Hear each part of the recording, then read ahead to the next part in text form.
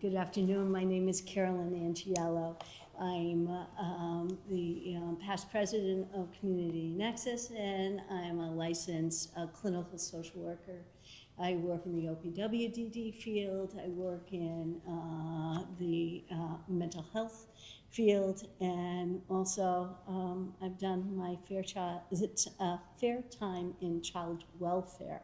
So I kind of have a buckshot of experiences within all the different areas that we're going to be exploring today. So thank you for coming. My name is Nicholas Clay. I'm the founder of Being One World, which is a mindfulness company that I started from my fondness or slight obsession from self-development, and then I got into healing. So I've walked my own story of starting to understand the mind and trauma and how we can process these things.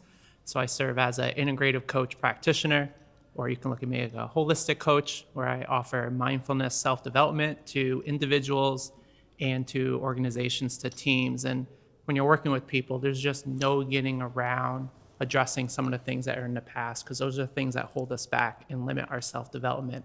So I'm really big on removing the anchors so that the process of growing becomes much easier, instead of forcing our way to battle against ourselves. Good afternoon, everyone. My name is Joseph Horesky. I'm the Vet TAP Program Manager at Mental Health America of Dutchess County. The TAP is Transition Assistance Program. It's our employment program where we create resumes, we help with job searches, mock interviews, certifications, things like that. I've been doing this for about 5 years. Started with our peer services program, which is just another program that we like to wrap around with anybody who comes in. Excuse me. My name is Victor Zamilov. I work right next door to Joe in the same office, part of Mental Health America, and the Veterans Program is 4 parts: employment, housing, general support, advocates, suicide prevention. We also have an addiction counselor in our building where we work right next door to Adam. Adam is the Veteran Service Director for Dutchess County. So I handle the emergency housing and anything to do with housing as an advocate, outreach, and after me, the referral process. What do I do with you after? I can get you off the street, and that's what we're dealing with. We deal with veterans that are homeless. And after we get you off the street, what do we do with you? And that's when we work with other agencies. Thank you. How you doing? My name is Adam Roche. I am the director for Dutchess County Office of Veterans Affairs.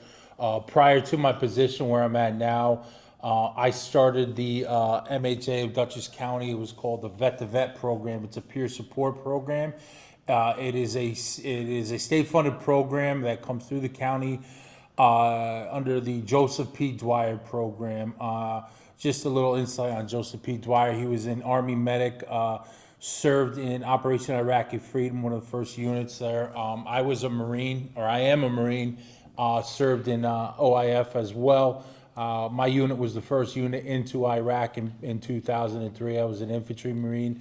I've seen a lot, I've done a lot, and I've struggled quite a bit. And that's what I want to share, the peer support aspect of this, and also how the wraparound services of all these programs here beneficial to, for our aspect is the veterans here in our community. We have 13,000 plus veterans in Dutchess County right now, and we have absolutely amazing programs, programs that no other county in New York State has to offer, and that is due to the fact of our leadership in the county, who invest in our veterans and invest in programs like this to make the best possible outcome. So thank you all again. I appreciate it. All right.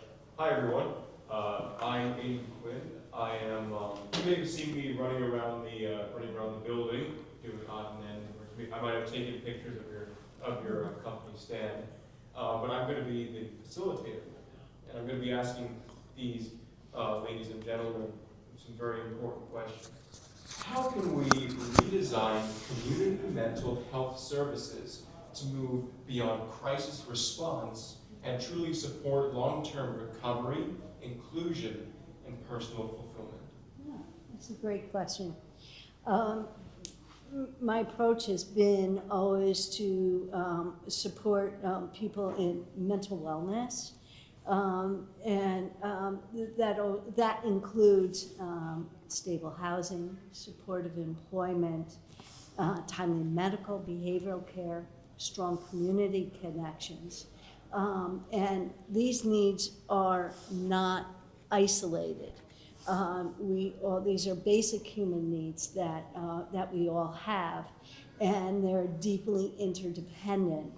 And so to be able to bring these services together, ideally under one roof, will reduce the fragmentation and help people access care without delay or stigma.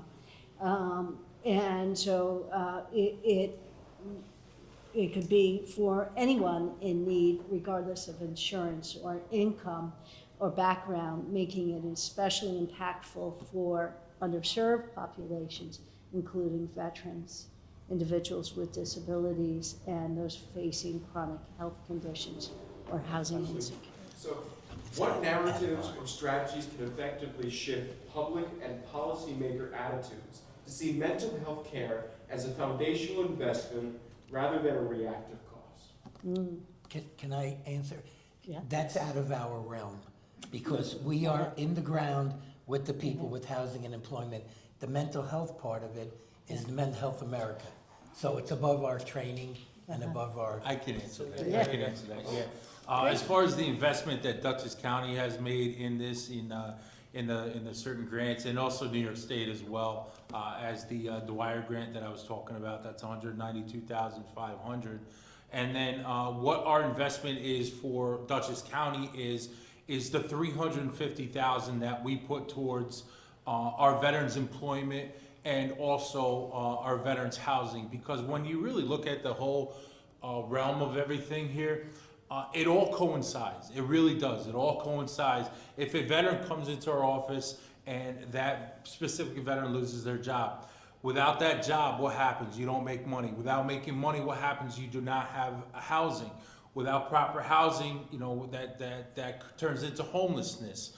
That turns into mental health issues. That turns into not being able to go to your medical appointments because there's no transportation. Right. You know, with all of this coinciding, without the transportation, you're off your mental health medication. And, you know, that's why it's so important that all of these are all coincide with each other, you know, when you really look at the big picture here. And, you know, that's something that our Dutchess County, our leadership, our county exec, we realize that and we push for that. And that's why the funding is so vital. And, you know, we're just really blessed to be in a county of people that really think outside the box on that type of stuff.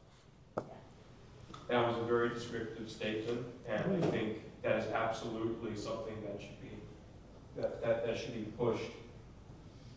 You know, I have some data on that to answer, to just add to your answer.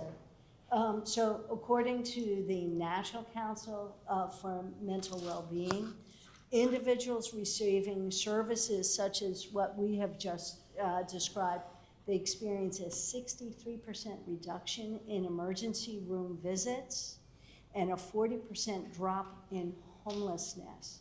And of the clinics, now I'm not talking about specifically for veteran services, but the CERT clinic, the mental health clinics, or clinics that provide that kind of spread of services, they report 95% of the clinics report increasing access to care within 10 days, which is amazing because it's so hard to get mental health treatment or services such as we just described. And more than 2 million people have been served nationwide in the program that I'm describing. Outside of it, although from the mental health perspective, they of course they include veterans. Mm-hmm. But I think that data probably is outside of what the data would be collected for specifically for veteran services. Yeah, so the numbers are pretty convincing. The services are provided, people do better, and they're not overburdening hospitals, it's just economically sound policy. And that just really demonstrates how important mental health is for just not even just on a personal level, but on an economic and, Yeah. and like for a community. Yeah. It's very important. Thank you. Now I think I'll ask, because I haven't seen Charles say have a say so far. Here's this question. In a workforce facing high burnout or secondary trauma, what models or supports can we build into mental health organizations to foster resilience, retention, and That's you. belonging? Okay. I think that's a Nick. That's me. I got you. Charles threw me off. As I said before, I'm really big on healing and getting people to disengage the anchors that happen. So it helps to understand the root, what's actually going on. And most of this stuff, if not all of it, comes back to previous trauma. Now that word in itself could be triggering. And so I'm gonna define, when I say trauma, what I mean is any circumstance, event that happens that the system doesn't fully process. Okay? It stays stored in our nervous system, stays stored in our body, stays stored in our mind. And then when we get triggered by that, it then reinforces it. This is why things get more and more intense. Most people that are diagnosed or experience anxiety didn't start off that way. It started with a slight worry or an incident happened, and then a feedback loop starts in the brain. Right? And if you can catch those and you can interrupt the pattern, right, you can cut that off. Right? This is how we get people from having panic attacks to no longer experiencing that. So to the question, how do you support more mental health? You can look at it as self-regulation. When you start learning self-regulation techniques, and you can incorporate that by either hiring outside contractors, coaches, or other individuals like myself that can bring this technology and bring this work to your workforce. Something I've done with a local school district where I've had groups of teachers. And although it's been phrased around growth mindset coaching, because there's hoops to get certain things in place, my foundation is centered around mindfulness. So everything I do, every workshop I present, there's mindfulness infused in that. And so these teachers are learning how to maintain and get back to their balance. And as you increase your baseline, all of a sudden the same thing that used to trigger you doesn't trigger you anymore. So if you look at it as another way to visualize it, and I didn't realize we'd have all these amazing screens because I got tons and tons of pictures and maps that I use for all of this. You can think of it as 3 bars, 3 levels. Right? You have your sympathetic nervous system, which a lot of people know, fight or flight. Right? You're in danger, you're not safe. Right? So the system essentially goes off as safe and not safe. Then you have your parasympathetic nervous system, so you're safe. Right? And then in between those 2 bars, you have this homeostasis, this harmony zone, where you're in balance, you're stabilized. Either one of those systems can be overactive. An extreme of both of them is no good. Extreme of one, you're depressed. An extreme of other one, you're experiencing anxiety. So you want to be in that balance. What happens, though, when things aren't addressed is that balance zone we start off with shrinks. So now all of a sudden, the text message, the email, the 5 minutes late for work, or I got to go pick up the kids, or whatever it is, starts now reaching out into those other boundaries because it's gotten so thin on where your balance point is. So the more that you can practice self-regulation and learning that, how do you do that? You introduce it into the company. Right? You make it a thing because it's a human element. Everyone can benefit from it. And so you begin to increase that capacity again. If you work with individuals that understand how to go deeper, you can start to find the things that you're triggered from. Because when you get triggered, you're not in this present moment. So mindfulness is all about being here and now. So understand that all this mental health that we're talking about, all this mental wellness, you have millions, billions of people in the world, it's not just Americans, where we're getting brought back to past psychological moments And that's what comes online, and that's what takes over. And that takes you out of coherence. So now you're not in an orderly state. So now you have a mind that's working against itself because it's not all the way here. And I know that's a really long, drawn-out answer, yet this is the depth that's happening. I can give you a nice surface answer, and it sounds good. You can't take anything from that. We need to get to the root of the situation and actually address where are things coming from. And when we have the courage to do that, I promise you, and I can guarantee you, when you make it through the threshold, it's worth it. And it's no longer a strategy you have to maintain. When you release something, it's gone. And you just get more of yourself back, and you're free to be more productive, to be present with the kids, to be present for yourself. And by doing these, you learn how to truly give yourself self-care and what it looks like. And it's not distracting yourself with more social media scrolling or watching the TV. You learn how to take time to just be with yourself. And when you can have a good relation there, you're going to be more productive everywhere else. But that was very powerful too. I think we've all had that time when that balance, that capacity just came to a really narrow point, and we feel so overwhelmed with our present situation, whether it's internal or external. And I think Nicholas gave us a really shows us there's always an opportunity to heal. There's always an opportunity to expand that again, to be able to feel like that weight is off your shoulders, and that's truly amazing. Thank you. Okay.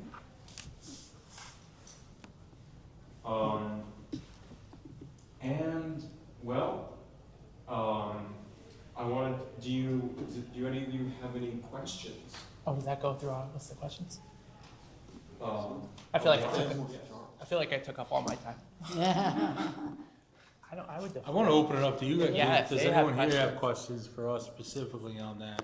I think a lot of, as far as employers, is like Nick was saying, is to embrace the training too. And I know for us, we do what's called CIT training, it's crisis intervention training for our local police municipalities. And, we do the veterans portion, and a lot of that is what Nick was talking about. When you come, and it's always, with us, it's always better. So when you come across a vet, especially that's in a deep hole, suffering from PTS, I am service connected for post-traumatic stress as well. And as far as the flashbacks, I can tell you right now, it's the scariest thing in the world, because you're not there. It's not there, and I've lived through them, and the panic and the anxiety. A lot for me was the peer support aspect of talking to other vets in my position with the shared experiences. That really truly helped. But what I was getting at with the CIT is as far as employers, find trainings like that. Talk to your HR that you want to implement some sort of trainings like that. If that's in the field that you're working in, or any field in the workplace, it's important to know what's going on, and just go from there. What do you guys think, Beck? Well, as Adam said, peer. So all of us in our programs are veterans. We have one administrator that isn't a veteran, and she kind of goes by, she's guilty by association. But so we deal with the families and the veterans. And as Anna was saying, a lot of us, I'm very lucky. I served as an Army medic, even though I'm surrounded by 2 Marines. They never let me forget it. But we take away everybody else's trauma. And part of the question you just asked is, what do you do? Self-care. And if we're not doing self-care, we will walk out of that room with all of our clients' problems. We'll take it home with us. You know how they always say, leave it at the curb. When you go out of work, we can't do that. We don't have that luxury, because we're thinking, where am I going to house this person? Or they don't have food, as Adam says. It is a spiraling thing. So self-care for us. We try. You guys have questions? Amplifying that, does anyone in the room have any questions to I would ask? love to hear from you. So I work in Central Hudson and we have a large population of men, of course. We do have a great population of veterans and they really work together to support each other. So I work in employee engagement and I find that if there's a veterans cause, it's my most motivated group, and we've been in communication with your teams before. And I think when they're peer-to-peer, that is the most successful way to kind of communicate and build camaraderie. I think coming from like an HR perspective, it's a lot harder to kind of push in, especially when you're talking about things like vulnerability or building best practice or self-care. I mean, it just feels like less impactful, you can imagine, right? Coming from me rather than coming from them. And so I would love to hear, I think, when you have a shared identity, I think that shows up, right? You already have that commonality, but when you don't, have you found success in other ways? That's one question. Another question is that, are there certain self-care practices that you have that you think would resonate or have made the most impact for you? Self-care practice, well, answer your first question. I do know, like, if you ever want to establish something at Central Hudson, we did help build IBMs right here in the Fishkill, their veterans group there. But if you ever want, if you need help at all, by all means, we're willing to come out and just, facilitate a group for the vets on there.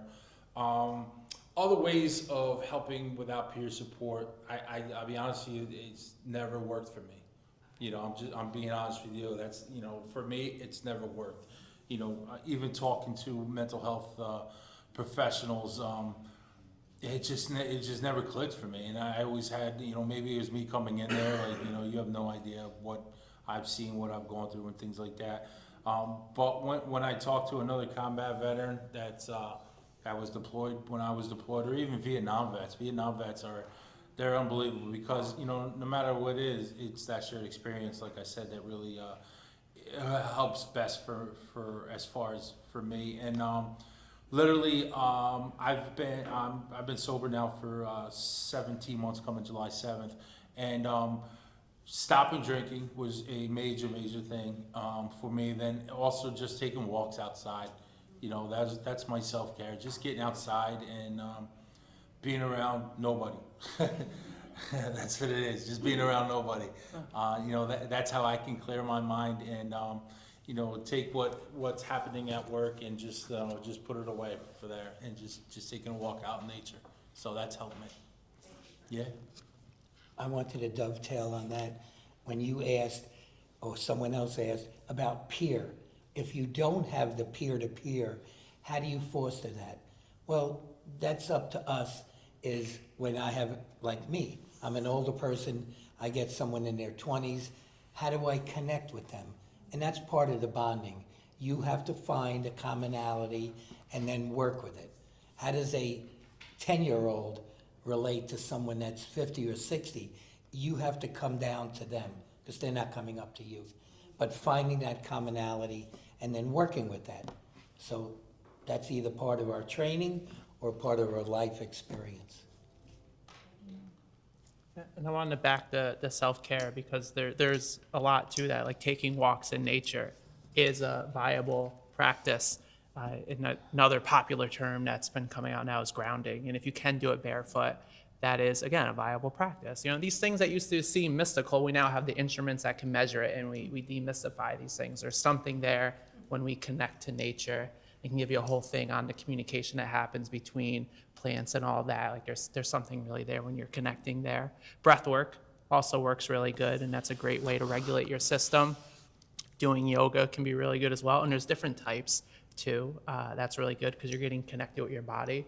Yoga, breath work, that all coincides with mindfulness. It all goes with balancing and centering yourself. It's not about how extreme you can do the pose. It's just about getting to a place where you can do it comfortably and relax there for the duration of the time. So those are other practices that you can incorporate yourself. And then, when it comes to self-care practices, they're not difficult. I tell you, from coaching and whether it's through programs or in my own practice at this point, I don't think I've gotten to the 1,000 mark yet. I've coached, hundreds of people. The practices aren't challenging. It's doing them. And if the first thing that comes to your mind is I don't have time or all this busy stuff comes up, another thing I'll do with clients is, what are your priorities? Because if you're not the priority for yourself and you're just giving from an empty cup, and I'm sure some of you might have seen this demonstration, and you just have nothing left to give, you got to fill your cup first. And the way our system works, when you can keep yourself full, is then you can contribute to others with the overflow. You can't give someone what you can't give yourself. There's a book written by Dean Ornish, and it's called Undo It. And so he's a cardiologist, just short of a Nobel Prize nominee. And he came up with this method, and it's so proven that that Medicare and Medicaid will pay for it. And so it is undoing cardiovascular disease, diabetes, obesity, those lifestyle medical illnesses. And as a cardiologist, he knows that it's more than just, here's your blood pressure meds, okay, see you in 6 months. He knows that that's not enough. And so it's really medical, supporting mental health. Group support is really important component. People in America, we have an epidemic of loneliness. And so people feel more and more isolated. So group support is part of it. Diet, exercise, spiritual prayer, meditation, very, very important. And so, so when the people come to see him as the cardiologist, people go from the cardiologist to the dietitian, to the group support, to the mental health clinician, and they just, and it's really, it's what we all know as true of being, what we need to do to keep ourselves healthy. And because of the hurried world we're in, so often we just don't do it. It's a disciplined practice that we have to do. Our bodies keep the score. And that's right. And if we don't live in that balance, our bodies are going to tell us we're out of balance. So that's an important component for each individual in terms of our lifestyle, but in terms of responses from employers, to be able to make a commitment to certain wellness practices, that you can have a lunch and learn, right? That doesn't take much, where they can work on breath work or yoga or all of the strategies that what Nicholas is talking about. Very, very important, and not budget heavy, but it really has a big impact on the level of wellness that our people are and also the vulnerability to vicarious traumatization. And so the stronger and healthier we are, the less vulnerable we will be to that. Yeah.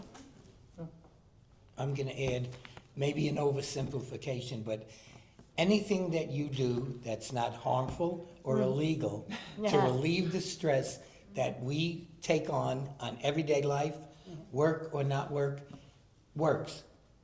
Yeah. And we all know what to do. We all know how to eat healthy. Right. We all know we need exercise. Right. We all know, but we don't. Right. We are the shoemaker that walks around with holes in their shoes.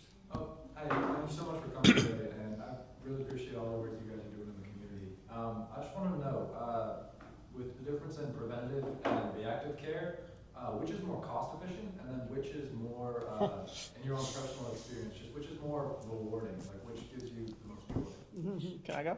Yeah. Definitely preventive. Yeah. It's first of all, it's more cost effective for everyone. Correct. When I say everyone, the individual, the world, society, it's just, it's, yes. Right? Yeah, there's a whole lot there. It's hands down, there's no question, proactive, which, I don't know why I didn't think more of it, society, and this is not in the room. I mean, it's top, it's, self-care and mindfulness and well-being, it more is a top-down. It's really difficult to do bottom-up because there's things against us. If we had, this gets into gets into politics a little bit. We just need leaders that would shape that and put it into our model, into our system. Because you said earlier, we're in this go, go, go, go, go. We're all pitched to do more, do more, do more, do more, do more. So it feels like you have no time to stop. So for the time being, we need to make that time for ourselves to stop. Take 5 minutes, take 10 minutes. Look at your screen time on your phone and then tell me you don't have time. And find out what apps are taking the most amount of your attention, because that's the new commodity, is attention. Where is your attention going? Nice. Where intention goes, energy flows. So bring some of that back to yourself. Yeah. I agree with that. Preventive care, by all means, it's the most productive. But a lot of the times, we are for our jobs is in a reactive care situations where we are seeing them at the absolute lowest of their lows. They have that rock bottom, and then that rock bottom has a basement. Is when we're actually seeing the vets. So, as far as how it makes us feel, and I can tell you right now, when I first started our vet to vet here in Dutchess, we started just veterans groups, and veterans came in, and you could see it in their eyes, just like a dark, soulless, had nothing left in them. A lot of the times they're coming, their family members are telling them, hey, just try this out, and this is literally their last leg on to try something out, and after that, it's it. Seeing them go through the process in our groups, not saying a word for damn near 3-4 months sometimes, and then all of a sudden, they start interacting a little bit, and then you pull them aside. It was just one vet that I know, and I looked at him, I was like, holy shit, there it is, there's a light, and you literally see the light, and I think it just as care providers, and people in that field, there's nothing better feeling than that. I think everyone here can attest to that too, and we've all seen it. But yeah, proactive is being there, but in the same sense, reactive really does make you feel good. There's a story I like to tell. It's a true story. It happened to me. I was in California. If anybody's heard of this place, it's called Esalen, and National Geographic listed it as one of the top 100 places to go in the world that will change your life forever. Very special spot where the redwood forest meets the Pacific Ocean. And so I was there in the training. If anybody's a meditator, John Kabat-Zinn is one of the most famous meditators, but also researcher. I was there for a week with his son, meditating in a yurt on the hills, and it was awesome. And my daughter said, "Come on, Mom, come on," and she, I was busy. So she gave me a gift for Mother's Day, so I couldn't say no. So, okay, so there we are, and it was glorious. And so when I started, and I go through periods in my life where I meditate, right? And when you get into the rhythm, it's spectacular. But sometimes the busyness of life kind of gets you deconditioned for it. So I'm there, and we start out and meditating for 10 or 15 minutes, feels like initially, oh my goodness, we have to do this for 15 minutes, it's so long. And by the time we were done, we would meditate for hours, and it felt like a minute. And you get into the rhythm. So it was one morning I was sitting, drinking a cup of tea in the morning, and I was right at the edge of a cliff. And I heard a noise, and I thought it was wind. But I realized my hair wasn't blowing, and I'm at the edge of a cliff. And all of a sudden, I hear, "Oh no, it's an earthquake." And it was an earthquake, and I was at the edge of the cliff. Definitely too close to the edge to run. And as I sat there trying to plan, what am I gonna do if this earthquake gets stronger? And asked me if meditation works. I remember thinking, oh, it's an earthquake. If I fall in, I'll just swim, right? Now, a week earlier, I wouldn't have said that. But, so that's the power of meditation, right? And that is just, people think, like you take a pill and it's a big wow experience, or you do some other things in life, it's a big wow experience. Meditation works, right? And so that has been helpful in years of doing clinical work with clients. For when I would suggest we do some meditation, they say, that doesn't work for me. And we know the science because this is what we've asked very often with veterans. Some of the most famous researchers, Bessel van der Kolk, who wrote The Body Keeps the Score, would take veterans and they'd say, do me a favor, get in this MRI machine and let's talk about your trauma. And they'd say, like you'd think most people would say, no way, man, I'm not doing that. They'd say, whatever you want, doc. And they'd go in there and they'd talk about it. And then they would do the meditation. And they would measure the brain's response to that. And there's no argument. We've kind of known it since Confucius, right? But now we've never been able to prove it, and now they're able to prove it, so it's really very exciting and not that old. I guess the MRI machine's been around for 20 or 30 years, so for all of mankind, it's been kind of wisdom, and now it's science. So wellness all the way. It's too bad that people have to get really, really sick sometimes in order to be eligible for treatment or be able to say, okay, or accepting of treatment. So the better we are as a society at understanding what it takes to be well, just the stronger we're going to be as a people. So yeah, I agree. Touch a little more on that because you bring up veterans and it is a special, like it's a unique thing. Sure. You have individuals that are going through probably, I'd say, the most intense experiences.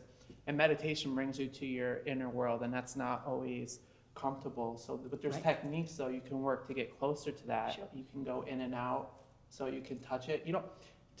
Healing. What we're learning now with other techniques is you don't need to necessarily get back into the content. You just need to stimulate the somatic, the body experience. Mm-hmm. And then once you have that, you bring yourself out, and the quicker you can balance, mm-hmm. that starts to move to energy. So you don't have to go back into the fire as long as you can just feel the heat a little bit. So for those that can, like if someone experiences a lot of anxiety, that kind of focus can actually intensify it. So find where you're, and we teach this I don't teach yoga. Yeah, I do practice it. Find your edge. It's about finding your edge, and everything becomes a stretch. Do it long enough, and before you know it, you can do things that you thought otherwise meditating for hours. If you brought that to someone who's never meditated, I mean, start 5-10 minutes, people say, there's no way. Mm-hmm. The time is relative though. Time is always now. And that's how hours feel like minutes, because you just get into the now moment. If you stay there, yeah, you can do that. Really, just thank you for these words. Honestly, I think I've learned a lot about mental health and healing. I don't know if anyone else got something absolutely striking, but I really hope that you all did. So is there any other questions, anything you would like to say, as of right now? We'll I just even want to ta- say if there's anybody with the interest in the programs here, by all means, grab something and take a look. That's it. I appreciate it. Thank you. Thank you, guys.